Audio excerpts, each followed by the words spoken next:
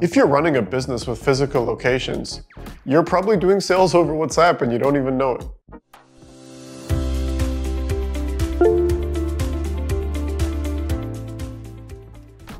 I've seen so many companies that are selling expensive items like massage chairs, jewelry, furniture, and they all changed completely during COVID. Customers who would simply walk into the showroom before started asking questions over WhatsApp and Facebook Messenger. All those questions used to be handled by well-trained salespeople on the showroom floor, and now they're being handled by untrained customer service teams online. More often than not, these businesses have no idea how many sales they're losing over WhatsApp. Here's how you check. Go in and read all of the DMs. Check out the kinds of conversations your customers are having.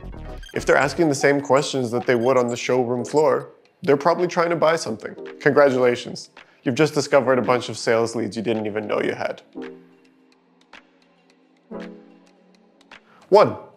Change your metrics. You're gonna have to move away from support-based metrics like resolution time and start tracking how many leads you're getting, and even add some more sales-relevant metrics like time to first response and the amount of appointments you book. 2. You're gonna have to recognize the value of the customer service team that's answering those messages. You gotta change their mindset from, hey, you just need to end those conversations as fast as possible, to actually properly consulting customers on their product and service choices and getting them to go down the sales funnel. Just getting leads over WhatsApp isn't gonna get you more sales. You're gonna have to invest to convert those leads into revenue.